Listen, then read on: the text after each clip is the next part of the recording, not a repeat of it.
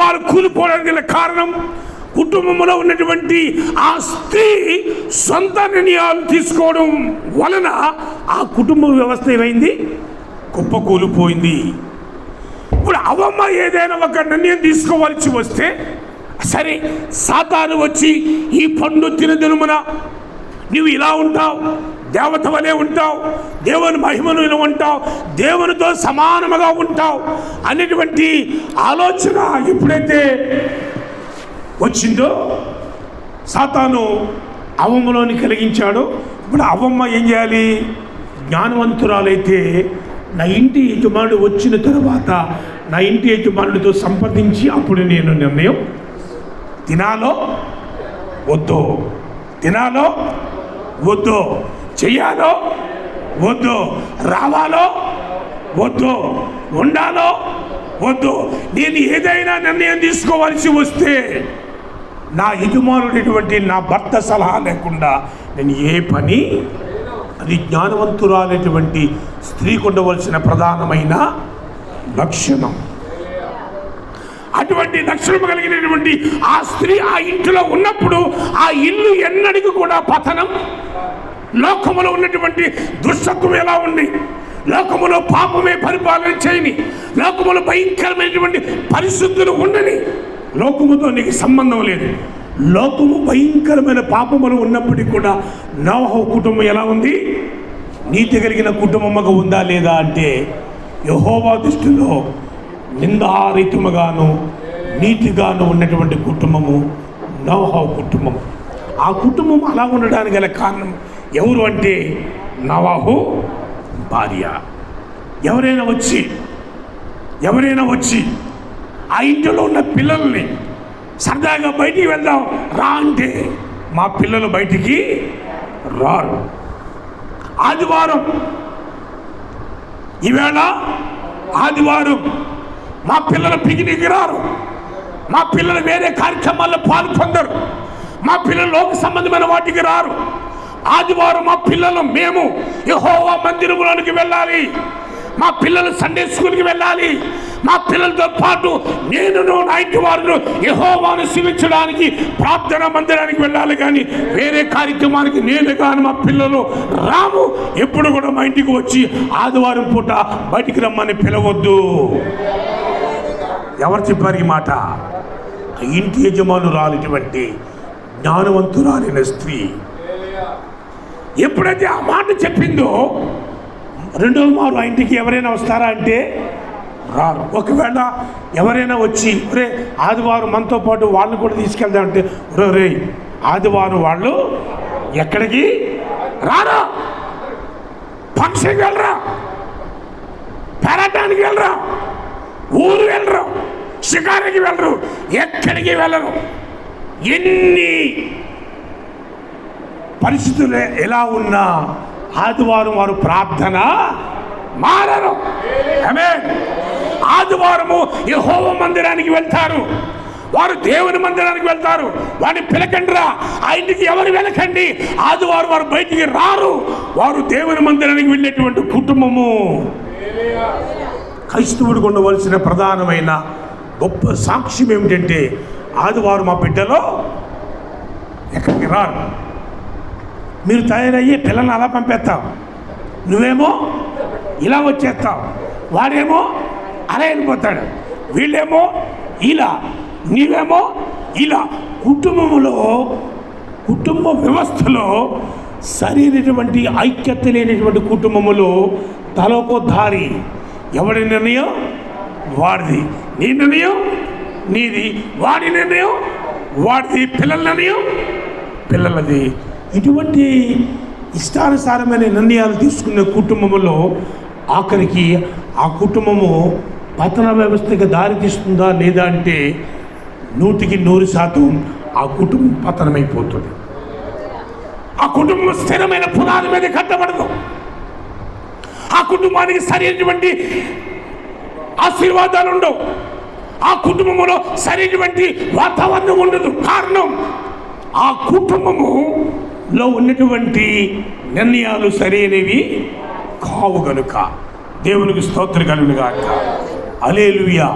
ఇప్పుడు ఆదాము అవ్వ కుటుంబాలు పతనమైపోవడానికి కూలిపోవడానికి కారణం ఏమిటంటే అవ్వమ్మ తీసుకున్నటువంటి సొంత నిర్ణయం.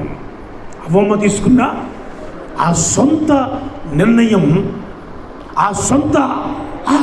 ఎంతవరకు దారి తీసిందంటే ఆఖరికి వారి కుటుంబ వ్యవస్థ అంతా ప్రమాదకరమైనటువంటి బాటలో, ప్రమాదకరమైన పరిస్థితుల్లోనికి దారి తీసిందని చెప్పడానికి సందేహం లేదు.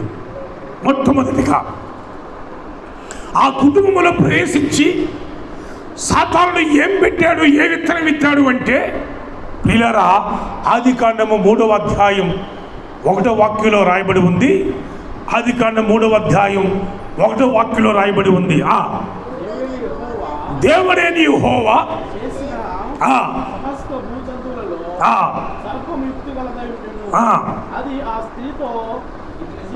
అది ఆ సర్పము ఆ స్త్రీతో, ఇది నిజమా?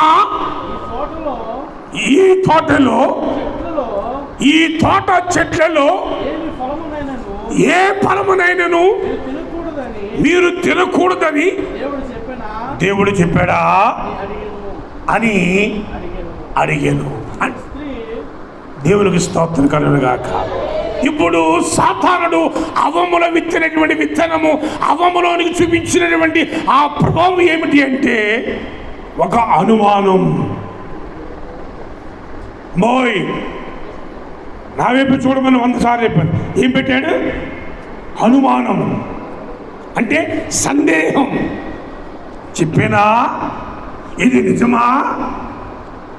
సందేహించుట లేక ప్రశ్నించుట అంటే దేవుని మాటనే సవాలు చేసేటువంటి ఒక తీవ్రమైన ఆలోచన సాతానుడు అవ్వములో కలుగజేశాడు. ఎంత భయంకరమైనటువంటి వాతావరణంలో అవ్వముందో చూడండి ఒకసారి. దేవుడు ఏది చెప్పాడో ఆ దేవుని వాక్యమును, దేవుని లేఖనమును, దేవుని ధర్మశాస్త్రమును, దేవుని ఆజ్ఞలనే సవాల్ చేసేటువంటి ఆలోచనకి తీసుకుని వచ్చేసాడు సాతానుడు అవ్వమును.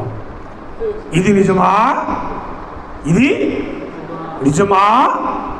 సాతాను యొక్క తంత్రాలలో మొట్టమొదటిది మెట్టి ఏమిటంటే మనుషుని యొక్క జీవితంలో లేక క్రైస్తవుని యొక్క జీవితంలో దేవుని వాక్యం మీద ఒక సందేహాన్ని కలిగి చేస్తాడు. ఏం చేస్తాడు? దేవుని వాక్యం మీద ఒక సందేహాన్ని కలిగి చేస్తాడు. ఆదివారము సేవకులు దేవుని వాక్యాన్ని బోధించారు. దేవుని వాక్యము, దేవుని అభిషక్తుడు ప్రతిష్ఠించబడిన సేవకుడు దేవుని వాక్యమును బోధిస్తున్నప్పుడు లేక దేవుని వాక్యాన్ని చదువుతున్నప్పుడు, దేవుని వాక్యం వింటున్నప్పుడు నీలో ఆ వాక్యము ఒక సందేహాత్మకంగా మారిపోతుంది. నా కోసం చెప్తున్నాడా? ఇవాళ వాక్యం ఇలా చెప్పాడేంటి? మళ్ళీ బయటికి వెళ్ళిన తర్వాత ఆ వాక్యాన్ని గూర్చి ఆ లేఖనాన్ని గూర్చి చర్చ, సమావేశాలు నేటి క్రైస్తవ సంఘాలలో అనేకమైనటువంటి పరిస్థితులు మనకు కనబడుతున్నాయి. దేవుని మీద అనుమానం అంటే దేవుని వాక్యం మీదే అనుమానం కలిగించేటువంటి పరిస్థితి కూడా సాతానుడు తీసుకుని వచ్చేస్తాడు. దేవుడు నిజముగా అట్లన్నాడా? దేవుడు నిజంగా అలా అన్నాడా అని అవ్వని ఎప్పుడైతే అడిగాడో అవ్వ ఏమంది? అందుకు స్త్రీ ఈ తోట చెట్ల ఫలములలో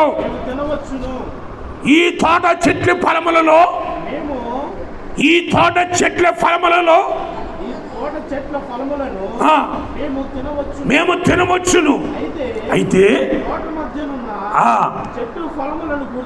ఇప్పుడు అవ్వమ్మ సాతాను యొక్క మాటలు వింటున్న కొలది ఆమెలకు ఏం కలిగింది? ఇప్పుడు ఆలోచనలు కలిగాయి. ఏం కలిగాయి? ఏ ఆలోచన? దేవుని వాక్యము మీద విరుద్ధమైన ఆలోచనలు, దేవుడు సెలవిచ్చినటువంటి ఆజ్ఞ మీద విరుద్ధమైన ఆలోచనలు ఇప్పుడు అవ్వమ్మలో కలగటం మొదలుపెట్టాయి. ఆమేన్. ఇందాక మీకు చెప్పాను ప్రారంభంలో, ఏ వ్యక్తితో నువ్వు మాట్లాడుతున్నావో, ఏ వ్యక్తితో నీ సహవాసం చేస్తున్నావో, ఏ వ్యక్తితో ఏ వ్యక్తి అయితే నీతో మాట్లాడుతుందో, ఏ వ్యక్తి అయితే నీతో మాట్లాడుతున్నాడో ఆ వ్యక్తితో ఎక్కువ సమయం మాట్లాడే కొలది ఆ వ్యక్తిలో ఉన్నటువంటి ఆలోచన ప్రభావం నీ మీద పడితే 100% నీ మీద ప్రభావం చూపిస్తుంది. నేను సినిమాకి రాను, నేను దేవుణ్ణి సన్నిధిలో ప్రమాణం చేశాను, నేను సినిమాకి రాను, పోన్లే రాకపోతే రాబోలే అని చెప్పి నీ దగ్గర ఒక 10 నిమిషాలు కూర్చుని ఆ సినిమాలో ఉన్నటువంటి సన్నివేశాలు ఒకటి చెప్తుంది అనుకోండి, నీకేం కలుగుద్ది? 100% సినిమాకి వెళ్ళాలనేటువంటి ఆలోచన నీలో మొదలవుద్ది.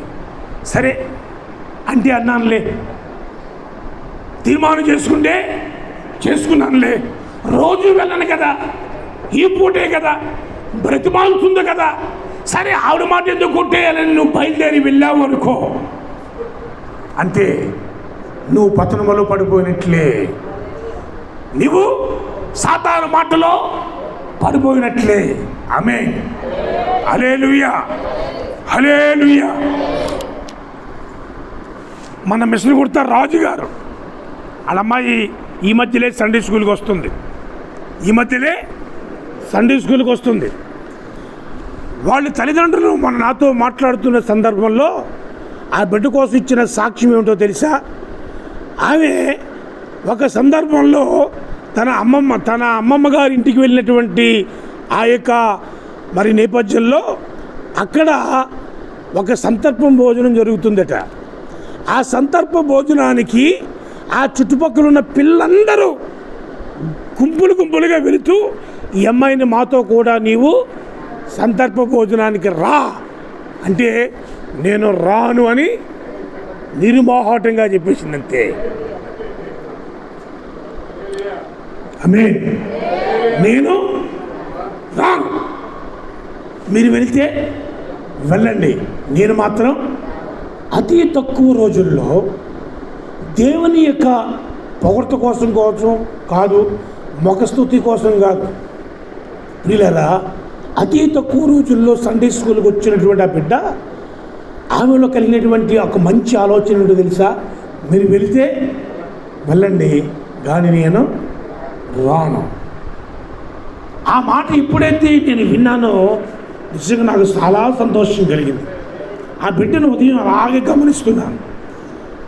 గమనిస్తున్నప్పుడు ఆ బిడ్డలో ఉన్నటువంటి ఆ భక్తి భావాలు, ఆ బిడ్డలో ఉన్నటువంటి ఆ మంచి ఆధ్యాత్మికమైన వాతావరణం ఇప్పటికే నా బిడ్డను దేవుడు బహుగా దీవిస్తాడు అనిపించింది.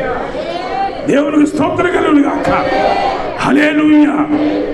బిడ్డలారా, సాతానుడు ఇప్పుడు అవ్వమ్మలో ఏం కలిగించాడు అంటే దేవుని వాక్యం మీదే సందేహం కలిగించేటట్లుగా, దేవుడు నిజముగా అట్లన్నాడా అని అవ్వమ్మను అడుగుతున్నప్పుడు అవ్వ ఆ మాటలు వింటున్న కొలది ఆమెను ఏ మొదలైందంటే ఆలోచనలు మొదలయ్యాయి.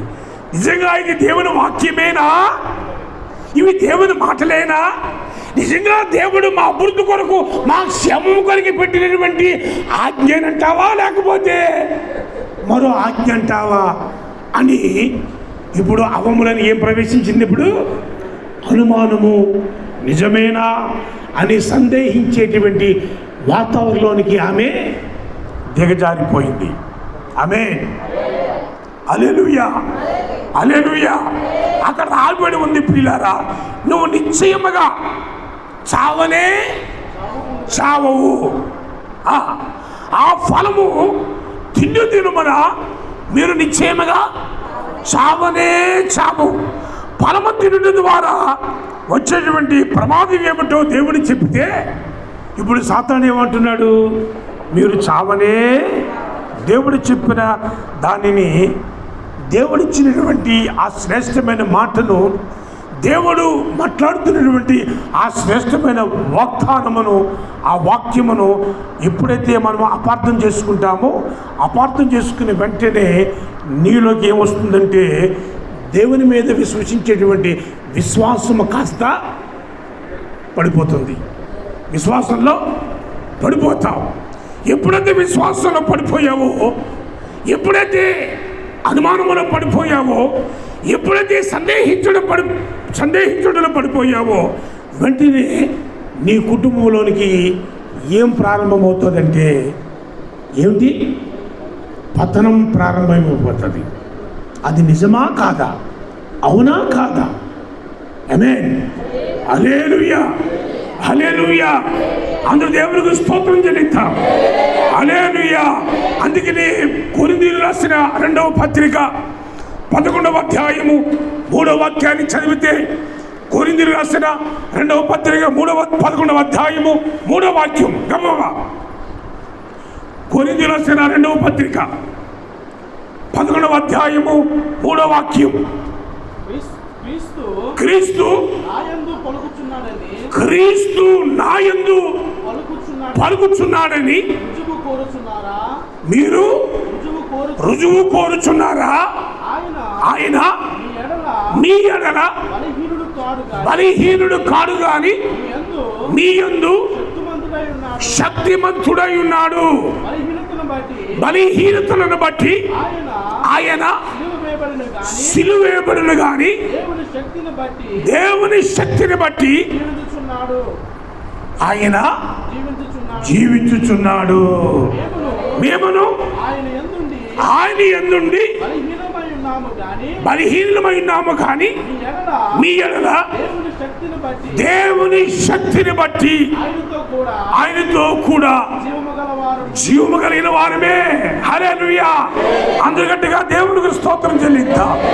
హల్లెలూయా. అవ్వ సాతాను మాటలు పూర్తిగా ఎప్పుడైతే విశ్వసించిందో, వెంటనే ఆ కుటుంబంలోనికి ఏం ప్రవేశించిందంటే పిల్లారా, పతనం ప్రారంభమైపోయింది. పతనం ప్రారంభమైపోయింది. రెండవదిగా సాతాను పెట్టినటువంటి మొట్టమొదటిది అనుమానం లేక సందేహించుట. రెండవది గర్వం, అహంకారం. దేవుడు మన విషయంలో ఉద్దేశించిన రీతిలో ఉండాలని ఆశించుట అది తప్పేమి కాదు. దేవుడు మన విషయంలో ఒక ఆజ్ఞ, ఒక నిబంధన, ఒక ఆలోచన పెట్టినప్పుడు ఆలోచన ప్రకారముగా మనం జీవించాలి. కానీ ఆలోచన ఎప్పుడైతే అతిక్రమించామో మనలోనికి ఏం ప్రవేశించినట్లు లెక్క? గర్వం ప్రవేశించినట్లు, అహంకారము ప్రవేశించినట్లు లెక్క. ఆమేన్. మీరు దేవతలను పోలియుందురు. సాతాను ఎల్లప్పుడూ దేవునిని పోలి ఉండాలని, దేవుని ప్రక్కనే ఉండాలని, దేవునితో సమానముగా ఉండాలనేటువంటి ఆలోచన కలిగిన వాడు ఎవరంటే సాతానుడు. ఎప్పుడైతే అలాంటి ఆలోచన వాడికి వచ్చిందో, ఉన్నతమైనటువంటి స్థాయిలో నుండి సాతానుడు ఇప్పుడు ఎక్కడికి పోయాడు? దిగువ స్థాయికి వచ్చేసాడు. ఆమేన్. హల్లెలూయా. అదే ఆలోచన అవ్వలో కూడా వాడు పెట్టాడు. పిల్లారా, నీవు దేవునిని పోలియుందువు. నీవు హృదయములో ఏమైతే ఉంటుందో మన నోటిలో కూడా అదే మాట్లాడుతుందట. నీ హృదయం అంతా దేనితో నిండి ఉన్నదో అదే నీ యొక్క నోటిలో నుంచి సడన్గా వచ్చేస్తుంది. అది అనాలో అనకూడదో తెలుసో తెలియకో అనేసానని తర్వాత నువ్వు సమర్థించుకుంటావు. కానీ నీ హృదయంలో ఎప్పుడు నుండో ఆలోచన ఉంది. ఎప్పుడు నుండో నీ హృదయంలో ఆలోచన ఉండబట్టే సడన్గా మాటలో వచ్చేసింది, అనరాని మాట అనేసావు. అది ఎలా వచ్చింది అంటే దుష్టుడు నీ హృదయంలో పెట్టినటువంటి ఆ యొక్క భయంకరమైన మాట. ఎప్పుడు నుండో నీ హృదయంలో ఆ మాట దుష్టుడు పెట్టాడు, నీ హృదయంలో ఉంది. కాబట్టి నీ హృదయము ఏ మాటతో నిండి ఉన్నదో అదే మాట నీ నోటి నుండి వచ్చేసింది. ఆమేన్. హల్లెలూయా. నేను తెలుసో తెలియకో అన్నానండి, నేను తెలుసో తెలియకో అన్నానండి అని అనడానికి వీలు లేదు. తెలుసో తెలియకో కాదు, నీ హృదయములో ఆ మాట ఎప్పుడు నుండో మెదులుతుంది. అలా చేయాలి, అలా చూడాలి, ఈ పరిస్థితులు అలా కల్పించాలి, ఇటువంటి పరిస్థితుల్లోనికి నేను వారిని తీసుకురావాలి అనేటువంటి ఆలోచన నీలో ఎప్పుడైతే మొదలుతుందో అప్పటి నుండి కూడా ఆ మాట నీలో స్థిరపడిపోయింది.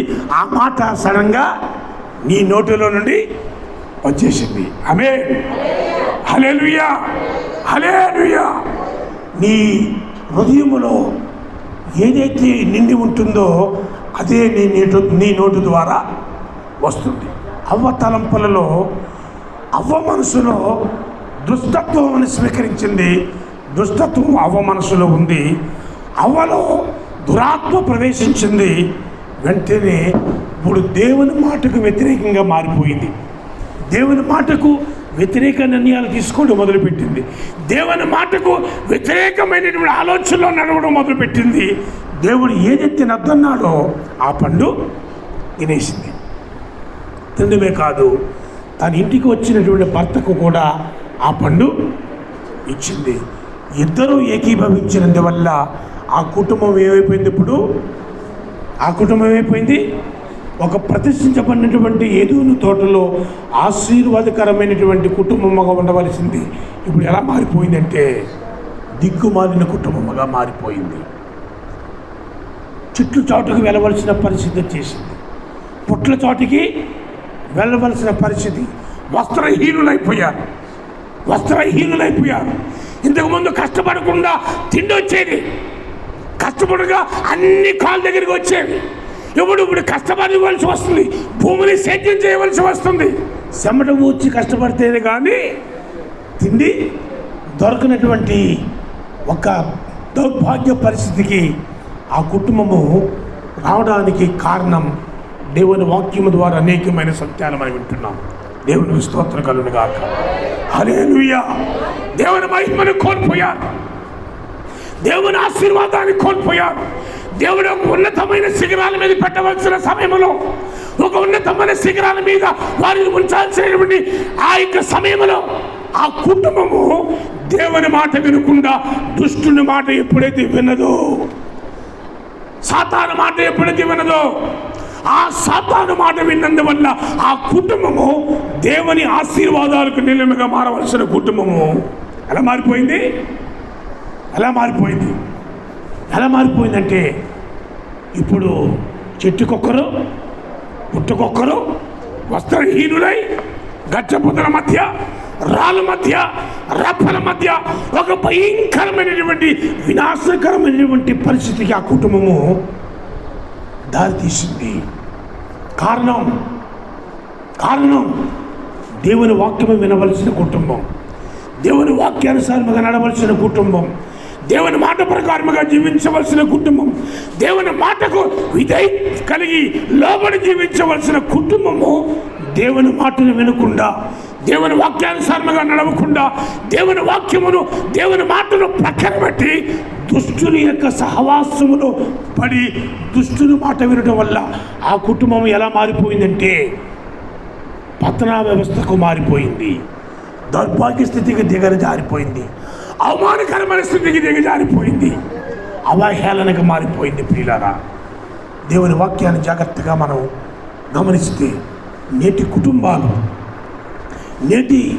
కుటుంబ వ్యవస్థలు విచ్ఛిన్నమైపోవడానికి గల కారణం ఏమిటంటే సాతానుడు ప్రతి కుటుంబం మీద వాడు ప్రభావాన్ని చూపిస్తున్నాడు. కాబట్టి ప్రతి కుటుంబము దేవుని వాక్యం అనే పునాదుల మీద కట్టబడాలి. ప్రతి కుటుంబంలో ఉన్న స్త్రీ వాక్యాన్ని చదవాలి. 4 పాటలు పాడుతున్నాను, ఇదే భక్తి. 5 నిమిషాలు ప్రార్థన చేస్తున్నాను, నేను నీతిమంతురాలని నీ తరములో అనుకుంటే సరిపోదు.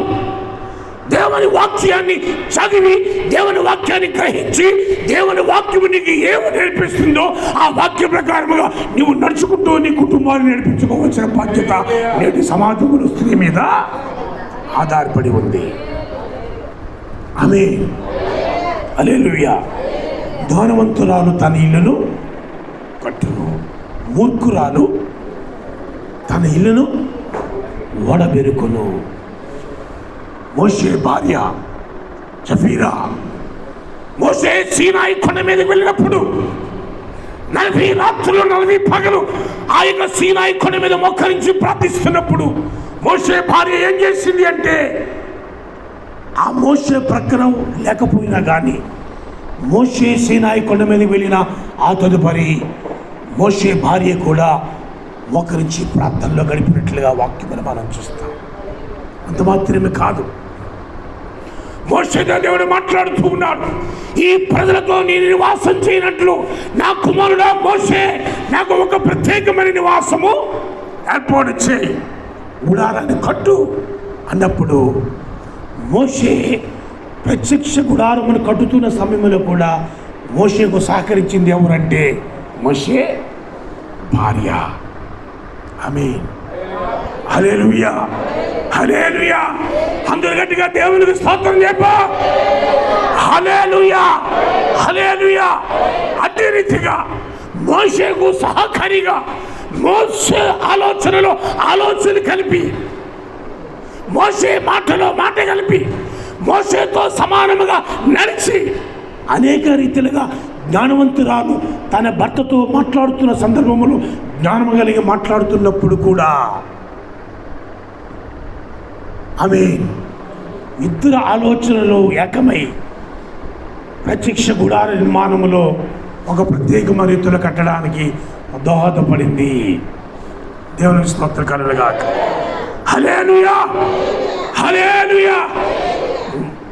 20 లక్షల ఇశ్రాయేలీయులను మోషే సీనాయి పర్వతము నుండి కానానుకు నడిపించడానికి, ఐగుప్తు దేశములో నుండి ఇశ్రాయేలు విడిపించడానికి ఇంత ఓర్పు, సహనము, త్యాగము మోషేకి ఎలా వచ్చింది? ఎలా వచ్చింది అంటే, మోషే భార్య మోషే ప్రక్కన ఉండి, మోషే అకస్మాత్తుగా ఇశ్రాయేలీయుల యొక్క మాటలకు, వారి యొక్క సనుగుడుకు నలిగిపోతూ, సిదిగిపోతూ, కళ్ళంట కన్నీరు కార్చుకుంటూ దుఃఖపడుతున్న సమయంలో మోషే భార్య మోషే ఏం చేసింది? వెన్ను తట్టి ప్రోత్సహించింది. ఆమేన్, దేవుని స్తోత్రం చెప్పా. ఏం చేసింది? వెన్ను తట్టి ప్రోత్సహించింది. అయ్యా, ఇశ్రాయేలు ప్రజలు తెలుసో తెలియకో మాట్లాడితే మాట్లాడవచ్చేమో కానీ లేదు లేదు, ఒకరోజు వారు నీ మాట వింటారు, ఒకరోజు వారు మారు మనసు పొందుతారు. అనేక రకాలుగా మోషే కుమిలిపోతున్నప్పుడు, మోషే నలిగిపోతున్నప్పుడు, మోషే ఒక బలహీనమైన స్థితిలోకి వచ్చినప్పుడు మోషేను వెన్ను తట్టి ప్రోత్సహించింది ఎవరు అంటే మోషే భార్యటువంటి సఫీరా. ఆమేన్. అలా ప్రోత్సహించినందువల్ల ఇశ్రాయేలు ప్రజలు అనేక మారులు మోషే మీద సనిగిన మోషే ఎట్టి పరిస్థితుల్లో కూడా పడిపోలేదు. ఆమేన్. మోషే పడిపోలేదు, ఆత్మీయ స్థితిలో దిగజారిపోలే, ధైర్యంగా సింహం వలె ఇశ్రాయేలు ప్రజలను నడిపించడానికి ఒక బలమైన నాయకుడిగా మారడానికి గల కారణం మోషే భార్య సఫీరా. దేవుని స్తోత్రం కలుగునుగాక. హల్లెలూయా. ఆదాము పతనమైపోవడానికి కారణం అవ్వ. ఆమేన్. నోవాహు నీతిమంతుడిగా ఆ తరములో ఉండడానికి గల కారణం నోవాహు భార్య. ఆది కాండం నుండి ప్రకటన గ్రంథం వరకు కూడా మనం చదివితే పరిశుద్ధ బైబిల్ అంతా కూడా ఒక స్త్రీ మీదే నడుస్తుంది. మీకు తెలుసా? పరిశుద్ధ బైబిల్ గ్రంథం ఆది కాండము మొదలుకొని ప్రకటన గ్రంథం ముగించే వరకు దేవునికి స్తోత్రం. ఆత్మ కలిగిన వాడు, చెవగలిగిన వాడు ఆత్మ చెప్పిన మాట వినుగాక. ఆది కాండం మొదలుకొని ప్రకటన గ్రంథం ముగించే వరకు కూడా ఒక స్త్రీ యొక్క విధానంలోనే. అందుకనే స్త్రీని దేవుడు దేంతో పోల్చాడు అంటే ఆయన సంఘముతో పోల్చుకున్నాడు. దేవుని స్తోత్రం కలుగునుగాక. హల్లెలూయా. అందరు గట్టిగా దేవుని స్తోత్రం చెప్పాలి. హల్లెలూయా. ఇశ్రాయేలీయులు, ఆనాడు ఇశ్రాయేలీయులు ప్రియులారా మోషే నాయకత్వంలో అంత ఐక్యతగా నడవడానికి, అంత ఆత్మీయంగా నడవడానికి, అంత మాత్రమే కాదు, మోషేతో ఉన్నటువంటి మిరియాము, మోషేతో ఉన్నటువంటి అహరోను, ఆ కుటుంబాన్ని కూడా మోషే భార్య ఒక ఆధ్యాత్మికమైనటువంటి క్రమశిక్షణలో నడిపించినట్లు కూడా దేవుని వాక్యాలు మనం చూస్తాం. దేవుని స్తోత్రం కలుగుగాక. హల్లెలూయా. అందుగట్టిగా దేవునికి స్తోత్రం కలుగుగా. ఇశ్రాయేలు ప్రజలు ఎర్ర సముద్రమును దాటి వారు ఇశ్రాయేలు సమూహం అంతా, ఇశ్రాయేలు ప్రజలంతా, స్త్రీలు మొదలుకొని పురుషులు, చిన్నవారు మొదలుకొని పెద్దవారు అందరూ ఎర్ర సముద్రమును దాటి ఒడ్డుకొచ్చిన తర్వాత ఆమేన్ హల్లెలూయా. ఇప్పుడు మోషే కుటుంబంలో ఉన్నటువంటి మిరియాము ఏమొదటింది దేవుడు చేసినటువంటి ఆ మహత్య కార్యమునకు పాడటం మొదలుపెట్టింది. హల్లెలూయా. తంబూర తీసుకొని, కంజీరు తీసుకొని, ఇశ్రాయేలులారా, ఇదిగో దేవుడు మన పట్ల గొప్ప కార్యం చేశాడు కాబట్టి మనందరం మౌనంగా ఉండడానికి వీలు లేదా? మనందరం ఎలా ఉండాలి? ఇప్పుడు ఎలా ఉండాలి? సంతోషించి, చప్పట్లు కొట్టి, ఆనందించి దేవుని మహిమను కీర్తిద్దాము రండి అంటూ మిరియాము ఇరుగెత్తి పాడటం మొదలుపెట్టింది. ఆమేన్. యెహోవాను గానము చేసేదాము ఏకముగా, మనకు రక్షకు ఆయన మహిమ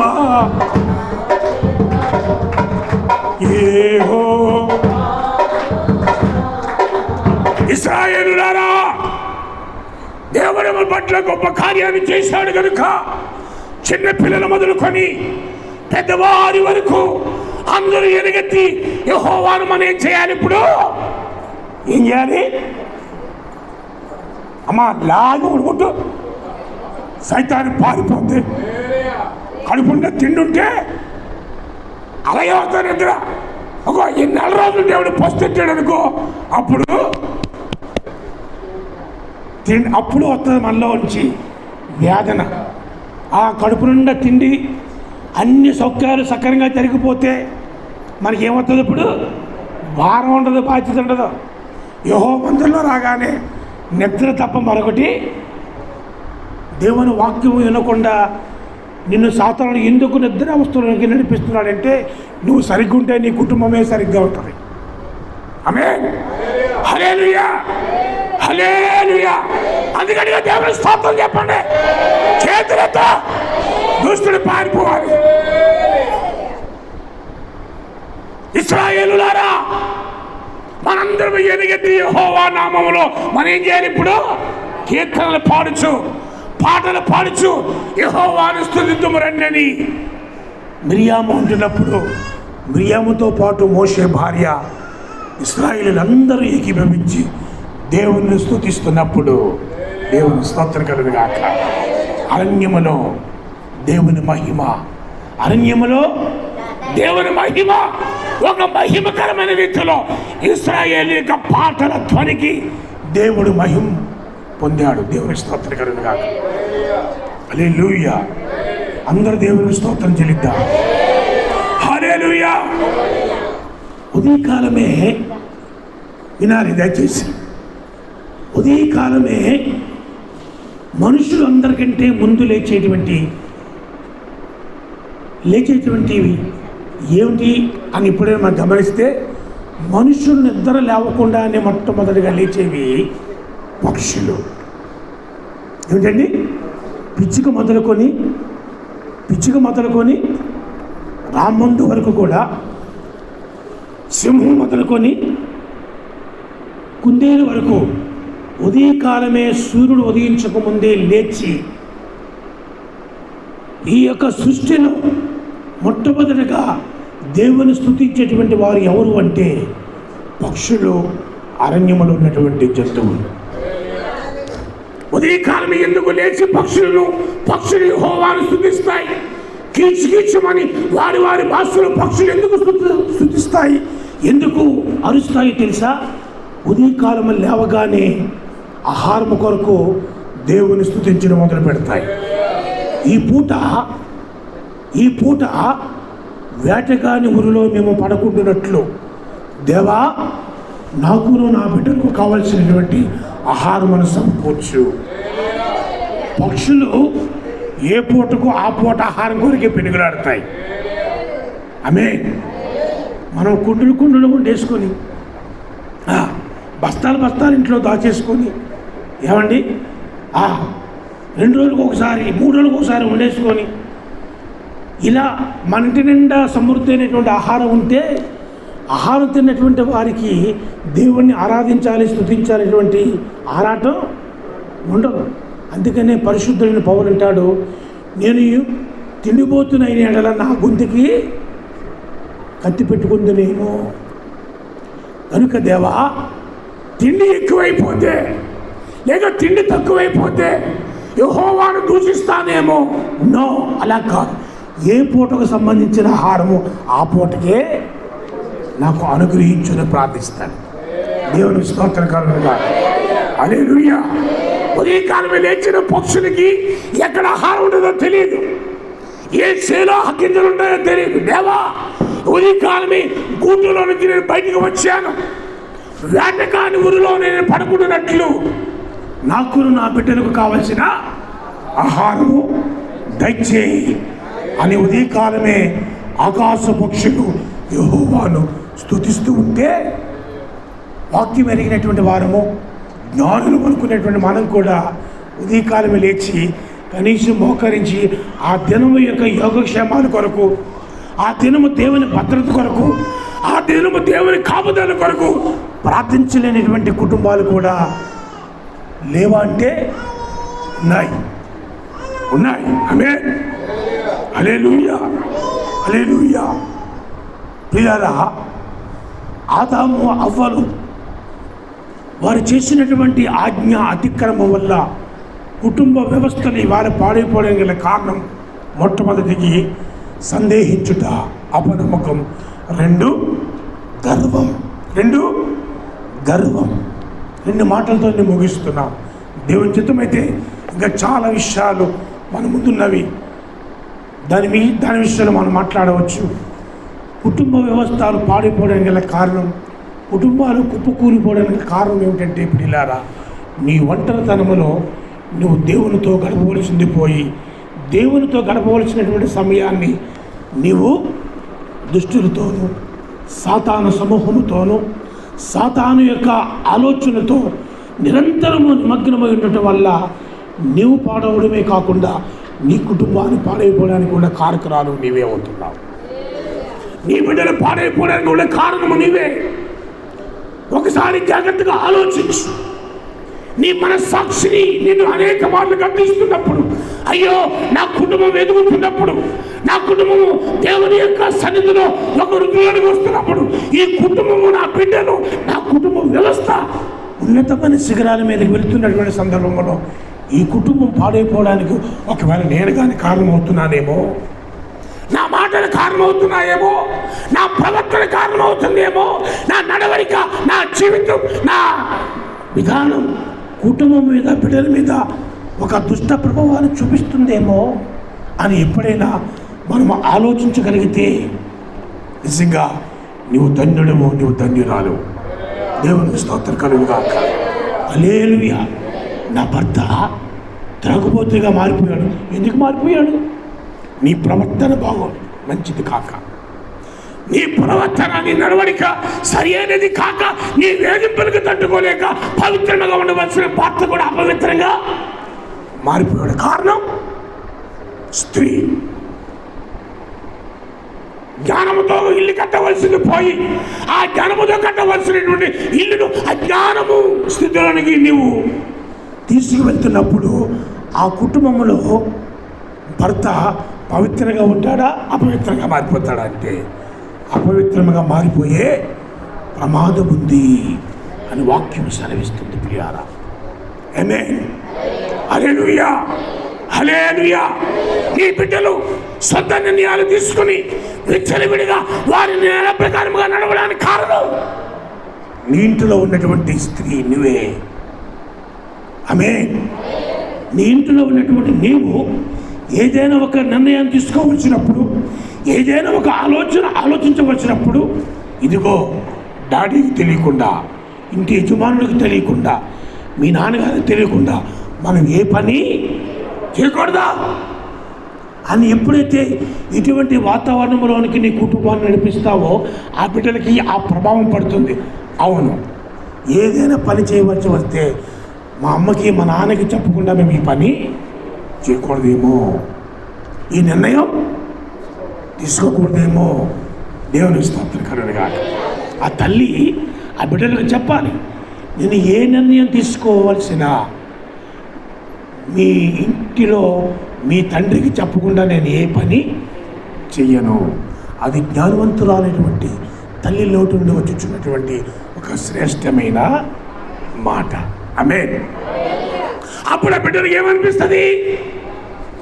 ఏదైనా ఒక నిర్ణయం, ఏదైనా ఒక ఆలోచన వచ్చినప్పుడు, ఏదైనా ఒక ఆలోచన నెరవేర్చాలనుకున్నప్పుడు, నేను ఈ పని చేయాలి అంటే నా తల్లిదండ్రులకు తెలియకుండా నేను ఈ పని నేను చేయను. ఆమేన్. ఆ ప్రభావము ఆ కుటుంబం మీద పడేటువంటి అవకాశం కూడా ఉంది ప్రియులారా.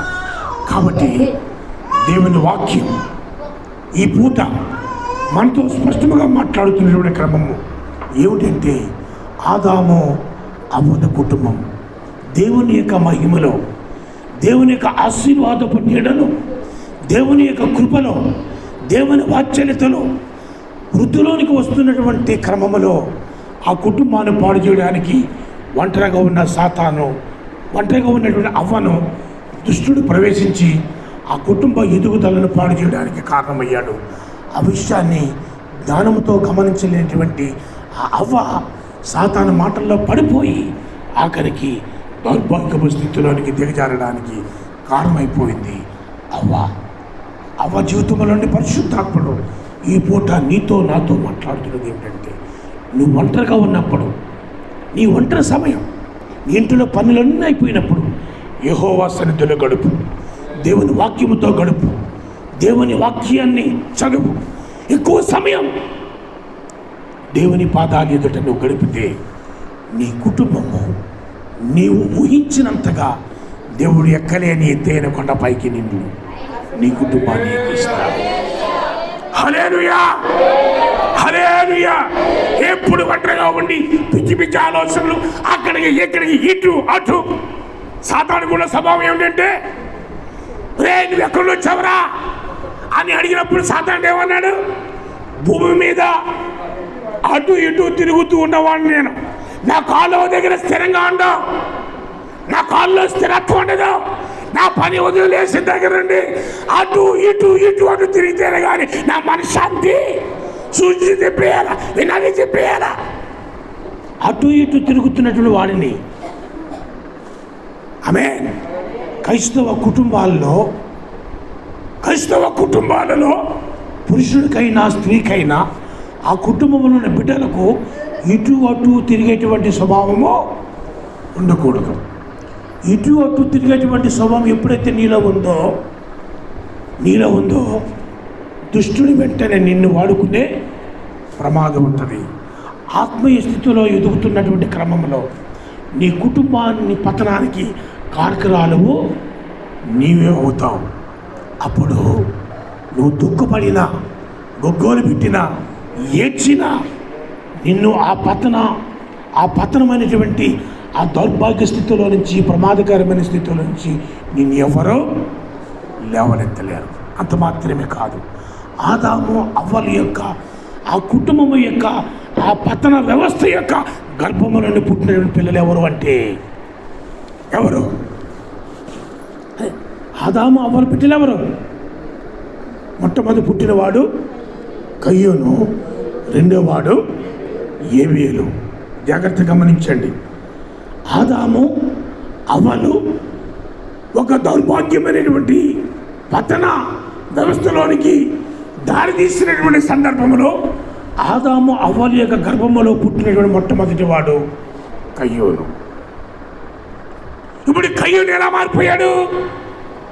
తన తమ్ముడని హేబేలును హతమార్చడానికి కూడా వెనకదీయలేదు. అంటే ఏ తల్లిదండ్రులైతే సాతాను మాట విని ఆ సాతాను యొక్క ఆలోచనలకు, ఆ సాతాను యొక్క మాటల్లో నడుస్తూ ఉన్నారో ఆ గర్భంలో ఉన్న శిశువు మీద ఆ ప్రభావం పడింది. ఇప్పుడు కయ్యోను ఎలా మారిపోయాడు? ఎలా మారిపోయాడు? హంతకుడుగా మారిపోయాడు. శ్రేష్టమైనటువంటి వాడిగా ఉండవలసిన కయ్యోను ఒక దుష్టుడిగా, ఒక దుష్ట కార్యాలకు కారణభూతుడిగా తన సొంత తమ్ముడైనటువంటి హేబేలును చంపడానికి కూడా వెనకంజ వేయలేదు. అంటే గర్భంలో ఉన్నటువంటి శిశువు మీద కూడా తల్లిదండ్రుల యొక్క స్థితి ప్రభావితం చూపిస్తుంది. దేవుని స్పందనగా హల్లెలూయా. అంత మాత్రమే కాదు, ఆదామా నువ్వెక్కడా అన్నప్పుడు అలామేమన్నాడు? నీకు భయపడి, నీ మాట విన్నప్పుడు భయపడి నేను చెట్టు చాటును దాక్కున్నాను.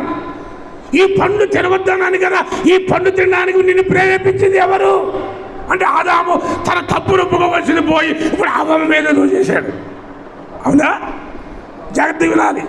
ఇప్పుడు వారు చేసినటువంటి పాపానికి, వారు చేసిన తప్పుకు, వారు చేసిన అగత్యానికి వచ్చినటువంటి ఆ శిక్ష, ఆ ఘోరమైన సంఘటన దేవుని పాదాలు ఎదుటి పడి ఒప్పుకొని విడిచిపెట్టవలసింది పోయి ఎదుటి వారి మీద దోచేస్తున్నారు. ఎవరి మీద?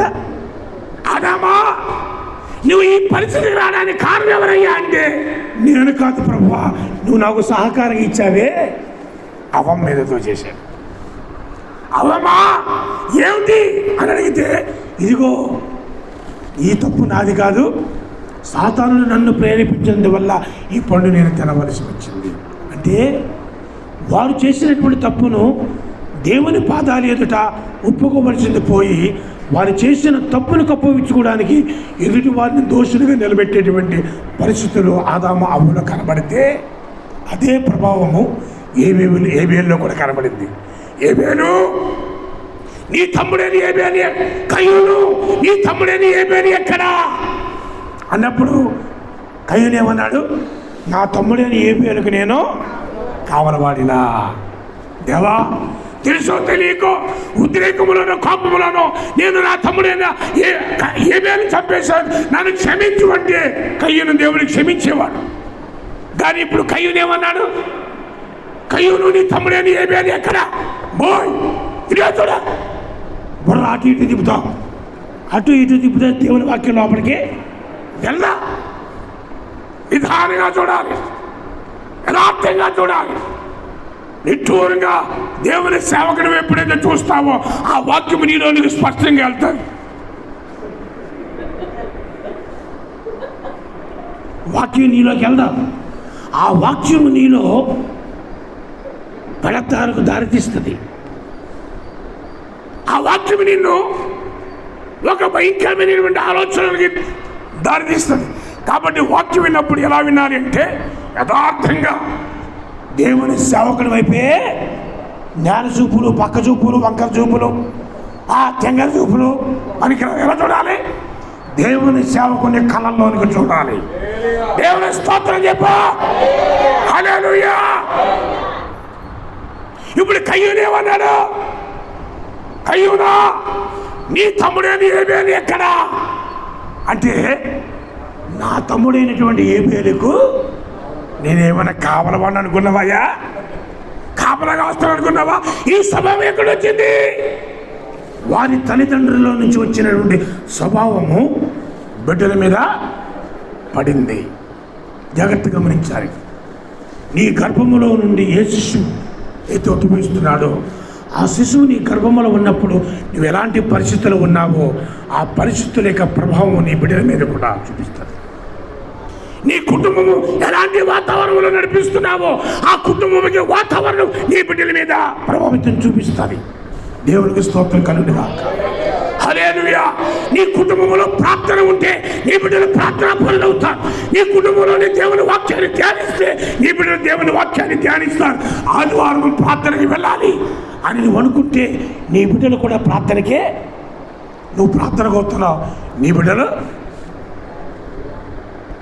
నీ కుటుంబము ఆధ్యాత్మికమైనటువంటి ఆత్మీయ పునాదుల మీద కట్టబడుతుందా, లేక ఆధ్యాత్మికమైన పునాదుల మీద అది కట్టబడకుండా లోక సంబంధమైన వాటి మీద కట్టబడుతుందో ఒక్కసారి గమనిస్తే ప్రియులారా, ఒక రోజున జరగరానిది ఏదైనా జరిగితే రొమ్ము కొట్టుకుని ఏడ్చిన నేను కాపాడేవాడు ఎవడు ఉండడు. నీ బిడ్డని కాపాడేవాడు ఉండడు. దేవుని స్తోత్రం చెప్పు. హల్లెలూయా. ఇటువంటి సంఘటనలు ఎన్నో ఎన్నో ఎన్నో ఎన్నో కళ్ళతో చూస్తున్నాను, చెవులతో వింటున్నాను. తన తల్లి చెప్పింది, బాబు నువ్వు వెళ్ళకు, అక్కడ పరిస్థితులు మంచివి కాదు, వాతావరణం బాలేదు, ఆ కాలువ నుండి నీరు వస్తుంది, జాగ్రత్త అని చెప్పిన తల్లి మాట వినకుండా స్నేహితులతో కలిసి ఆ యొక్క కాలువలోనికి దూకడానికి వెళ్ళాడు. దూకినటువంటి వాడు ఊబిలో కూరుకుపోయాడు. ఎస్ఐ గారు దూకి ఎతికినా దొరకలేదు. ఆఖరికి సమయం తెలిచాడు. రామారంలో ఉన్నటువంటి ఒక డిగ్రీ చదువుతున్నటువంటి కుర్రాడు. తల్లి చెప్పింది, అనేకమంది చెప్పారు, అబ్బాయి వర్షం, కాలువ చాలా పోటుగా వస్తుంది, కాలంలో నీరుంది, పొరపాటును మీరు అందులోకి దిగారు అంటే చాలా ప్రమాదం అని చెప్పిన ఎవడి మాట వెళ్ళలేదు. చేతేలాగా తగ్గేదిలే, ఎవడి మాట వినేదిలే, దూకాడు, ఊపిలో కూరుకుపోయాడు. కొన్ని గంటల తర్వాత సమయం పైకి వచ్చాడు. కుటుంబం గోలు పెట్టి ఏడ్చి, గ్రామస్తులు ఏడ్చారు, ప్రయోజనం లేదు.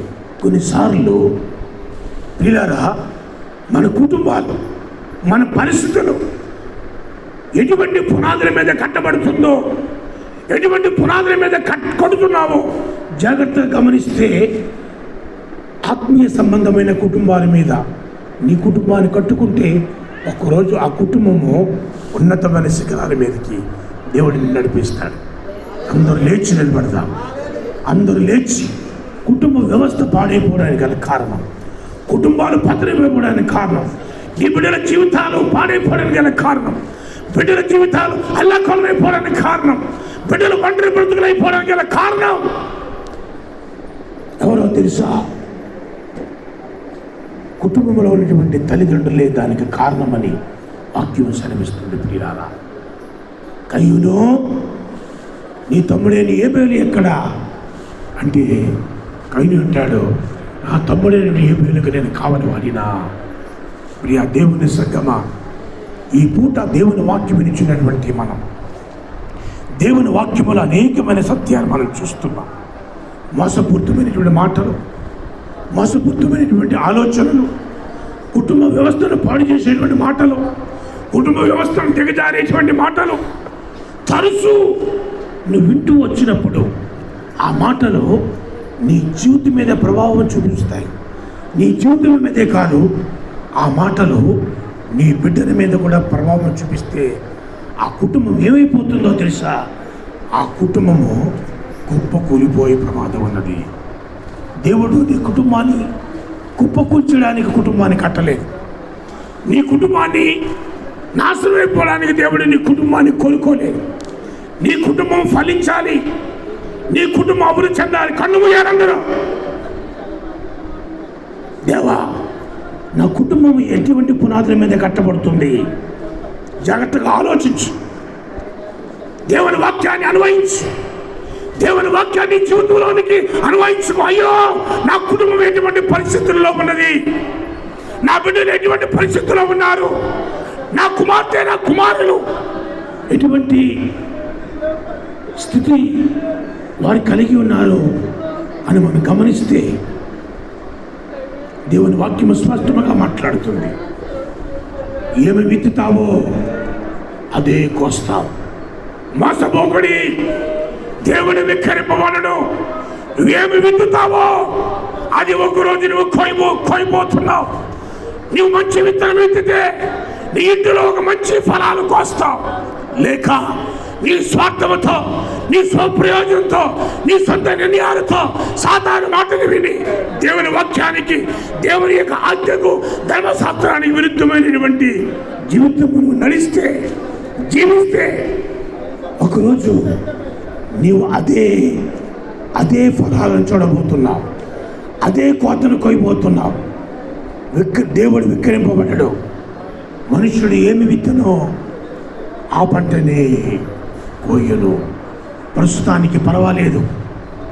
సాతాను మాటలు చాలా ఇంపుగా ఉన్నాయి. సాతాను మాటలు చాలా వినడానికి చాలా ఆనందంగా ఉన్నాయి. సాతాను మాటలు వింటుంటే అవ్వకు దేవదూత వలె ఊహల్లోనికి వెళ్ళిపోయింది. ఆలోచనలు మారిపోయాయి. సాతాను మాటలు వింటున్న కొద్ది అవ్వ ఆలోచనలు మారిపోతున్నాయి. దేవుని వాక్యం ఉండవలసిన ఆ హృదయంలో దేవుని వాక్యాన్ని ప్రక్కన పెట్టింది. సాతాను మాట హృదయంలో చోటిచ్చింది. ఇప్పుడు ప్రస్తుతం బాగానే ఉంది. మాటలు వింటున్న కొద్ది ఊహాగానంలోకి వెళ్ళిపోతుంది, ఆలోచనలకు పోతుంది. అబ్బా, నా ఒంటి నిండా బంగారం, ఓ ఖరీదైన బట్టలు, ఖరీదైన ఇల్లు, ఓ ఖరీదైనటువంటి జీవితం. ఈ గ్రామంలో, ఈ పట్టణంలో, ఈ దేశంలో ఎవరూ జీవించలేనంతగా నా జీవితము ఉండబోతుంది అని ఊహాగానంలో ఎండమావుల్లోనికి ప్రయాణిస్తుంది.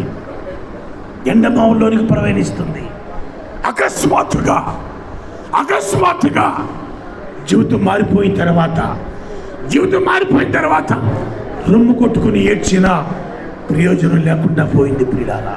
అంత మాత్రమే కాదు, వారి గర్భంలో పుట్టినటువంటి బిడ్డల మీద కూడా వారి ప్రభావం చూపించిందని కూడా మనం విన్నాం. ప్రియ దేవుని సంగమా, దేవుని వాక్యాలు ఇచ్చినటువంటి మనం, నీ కుటుంబ వ్యవస్థ ఎలా ఉంది? పరిశుద్ధాత్ముని అడుగుతున్నటువంటి ప్రశ్న. అనేక మార్లు దేవుని వాక్యాన్ని వింటున్నాం, అనేక మార్లు దేవుని వాక్యాన్ని చదువుతున్నాం, అనేక మార్లు దేవుని వాక్యము నీతో మాట్లాడుతుంది. అయినా ఇంకా నీ కుటుంబ వ్యవస్థను దేవుని వాక్యానుసారముగా నువ్వు కట్టుకోకపోతే, దేవుని వాక్యం అనే పునాదుల మీద నువ్వు కట్టకపోతే, ఇదిగో ఈ మధ్యాహ్నము దేవుని వాక్యము సెలవిస్తుంది. ఇప్పటికైనా సమయం మించిపోయింది లేదు. దేవుని వాక్యానికి లోబడు, దేవుని వాక్యానికి విధేయత చూపించు, దేవుని వాక్యానుసారముగా నీ కుటుంబాన్ని కట్టడానికి ప్రయత్నించాయి. అప్పుడు నీవును నీ ఇంటి వారును రక్షింపబడతారు. నోవాహు ఈ తరము వారిలో అందరూ దుష్టులే, అందరూ దుర్మార్గులే, పాపముతో విచ్చలవిడిగా తిరుగుతున్నారు. భయంకరమైన పాప వ్యసనాలతో ఇదిగో తొలతూగుతున్నటువంటి ఈ తరమారులో నువ్వు ఒక్కడమే నీతిమంతుడిగా కనబడుతున్నావు. నీ కుటుంబం ఒక్కటే నాకు నీతిమంతుడు కుటుంబంగా కనబడుతుంది. ఎందుకు నోవాహు ఆ దుష్ట తరములో నీతిమంతుడిగా కనబడ్డాడు అంటే ప్రియులారా, నోవాహు భార్య తన బిడ్డలను దుష్టత్వంలోనికి నడిపించకుండా దేవుని వాక్యం వైపు నడిపించింది. దేవుని యొక్క వాక్యానుసారంగా నడిపించింది. ఆధ్యాత్మికమైన క్రమశిక్షణలో ఆ కుటుంబాన్ని కట్టుకుంది కనుక ఆ తరములో ఉన్నటువంటి అనేక మంది జల ప్రళయానికి గురైపోయిన నోవాహు కుటుంబాన్ని దేవుడు రక్షించాడు.